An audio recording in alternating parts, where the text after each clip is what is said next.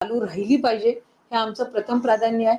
ज्या वेळेला मुख्यमंत्री पदाची शपथ ही आदरणीय देवेंद्र फडणवीस साहेबांनी घेतली, त्यावेळेला पहिल्या त्यांच्या पत्रकार परिषदेमध्ये त्यांनी नमूद केलेलं आहे की आम्ही आमच्या जाहीरनामा हा 5 वर्षाच्या कालावधीसाठी अतिरिक्त सुद्धा जाहीरनाम्यामध्ये ज्या गोष्टी नमूद केलेल्या आहेत त्याचं तंतोतंत पालन हे आम्ही त्या वेळेला एकंदर जी काही परिस्थिती आहे त्यानुसार आम्ही निश्चितपणाने करू. पण एकही आश्वासन आम्ही पडू देणार नाही किंवा ते खोटं ठरू देणार नाही असा शब्द हा त्यांनी राज्याच्या जनतेला दिलेला आहे.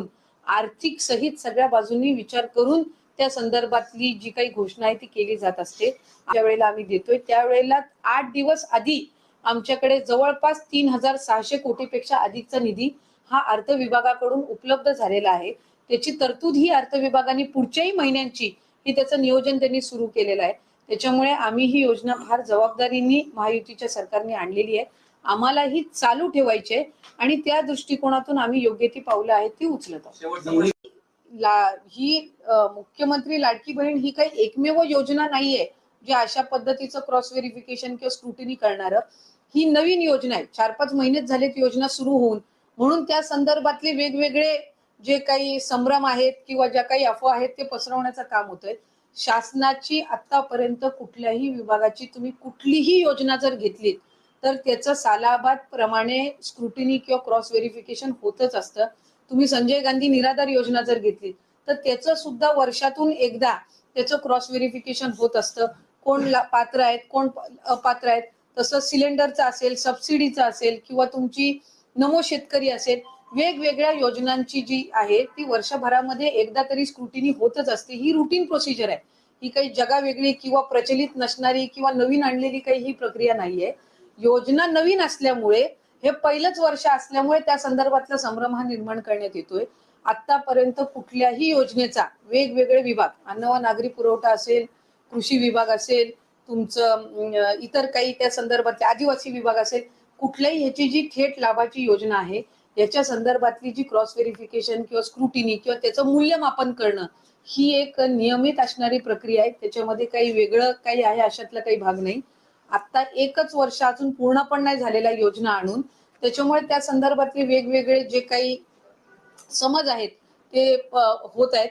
पण ही एक रुटीन प्रोसिजर आहे. आम्ही आतापर्यंत कुठल्याही एकाही महिलेचा लाभ हा त्यांच्या इच्छेविना किंवा त्यांनी शासनाला व्हॉलेंटरीली रिक्वेस्ट केलेली आहे की बाबा मला आता सरकारी नोकरी लागलेली आहे, आता मी आपल्या ह्या योजनेसाठी काही पात्र होत नाहीये, तर त्या पद्धतीचे ऍप्लिकेशन झाले असतील तर हा वेगळा भाग झाला. पण त्यांचेही आणखीन आम्ही कोणाची याच्यामध्ये लाभ हा परत घेतलेला नाहीये. आणि स्क्रुटिनीमध्ये कोणाचे लाभ परत घेण्याचे 5 महिन्याचे का 6 महिन्याचे हा तर प्रश्नच त्या ठिकाणी उद्भवत नाही. कारण त्या संदर्भातला निर्णयच अजून विभाग किंवा शासनाने अशा पद्धतीची कुठेही चर्चाही झालेली नाही आणि निर्णयही झालेला नाही.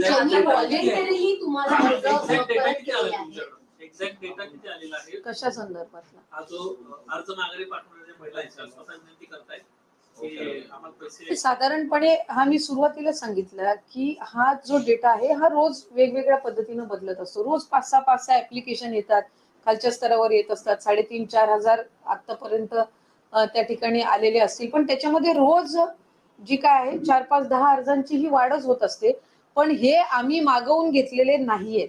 हे स्वतःहून जे लाभार्थी आहेत ज्यांनी लाभ घेतलेला आहे 2-3-4 महिने, पण त्यांना त्या ठिकाणी आता वेगवेगळ्या कारणांमुळे त्यांना माहिती झालेलं आहे की आपण अपात्र आहोत, हे व्हॉलेंटरीली जे देत आहेत स्वइच्छेने, हे त्या आपण अर्जांबद्दल बोलत आहे. आम्ही शासन म्हणून कुठल्याही एका लाभार्थ्याच्या लाभालाही हात लावला नाहीये किंवा त्यांच्याकडे कुठल्या पद्धतीची आम्ही संपर्क करून कुठली माहिती अजून मागवलेली नाही. काही ज्यांनी व्हॉलेंटरीली अर्ज पुढे केलेले आहेत की आमचे लाभ परत द्या, अशी एखादी केस आहे का तुमच्याकडे? असे तर आपणच त्या ठिकाणी आपल्याही माध्यमातून अनेकदा गेलेला आहे की 4-4.5 हजार महिला अशा आहेत, 4-4.5 हजार आहेत.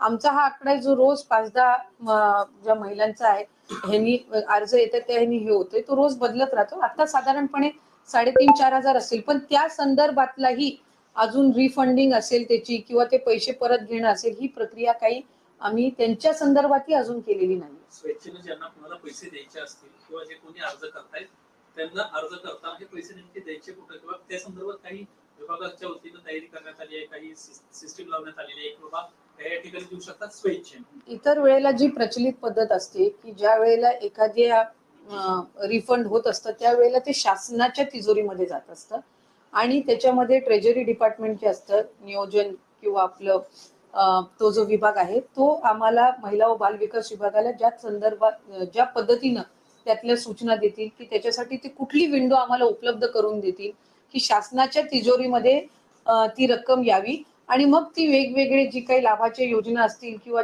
वेगवेगळे जे काही शासनाचे इतर प्रोजेक्ट्स असतील तर त्यासाठी ते वापरावे. तर तो त्या शासन म्हणून तो अधिकार असतो. तर ती जी विंडो आम्हाला उपलब्ध करून देतील त्या पद्धतीने ती प्रक्रिया होईल. पण